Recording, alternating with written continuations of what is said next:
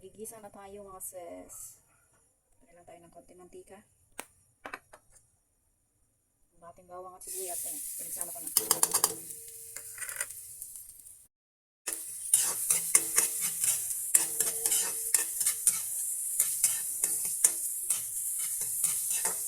Hindi pa lang natin itong sa medyo mag-brown mga sis para lalabas ng kanyang aroma.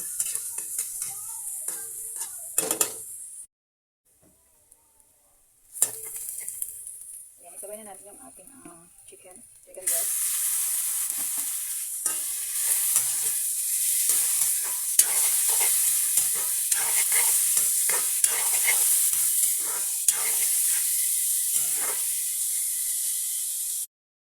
Lagyan natin yung konting asin. Magkalaki na agad yan na. Patis ka na kasi wala naman yung patis. Ubus na pala ang aking patis.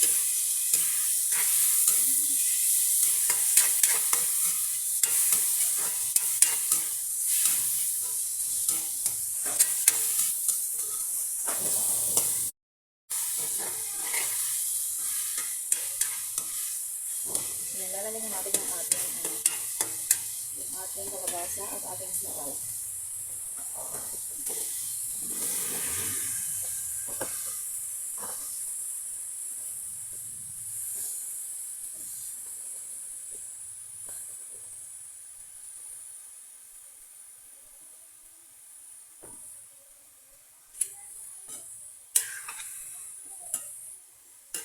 Ayan, sabayan natin yung ating mga pampalasa. Ating pamintang durog. Ating ulit sarap. Ayan ating asin. Konti lang kasi nilagyan na natin kanina.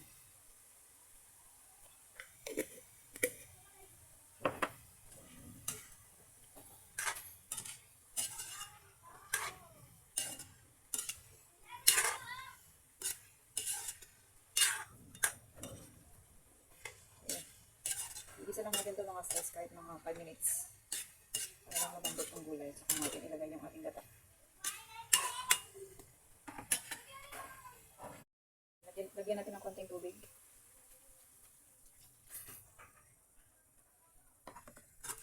Simmer na natin.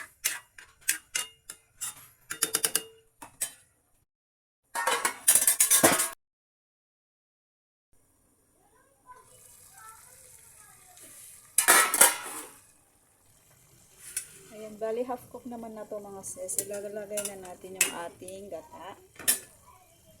Ayan. Yung ating gata mga sis. Oh, dami. Allah. Ang dami.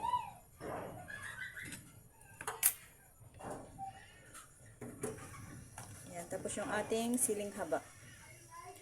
Mamaya lalagay na natin yung ating pechay.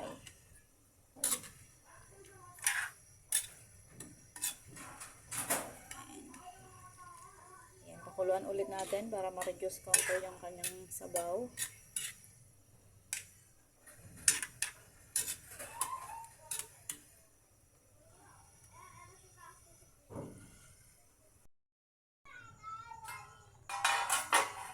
Ayan, lalagay na natin yung ating pechay mga sis.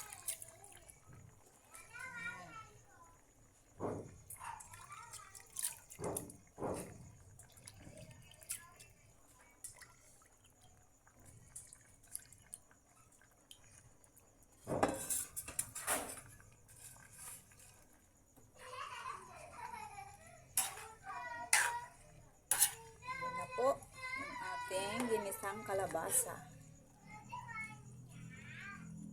Ginisang gulay mga seso. May kalabasa, may sitaw, may pechay, may konting chicken breast. Yan. Yan. Tuloy natin ang pagluluto mga sis kahit mga 1 minuto pa para maluto yung pechay. Saka natin hanguin. Ayan na po yung ating ginisang gulay mga sis. Ayan, simpleng ulam for today's video. Ayan, oh. Ang lakas ng hangin.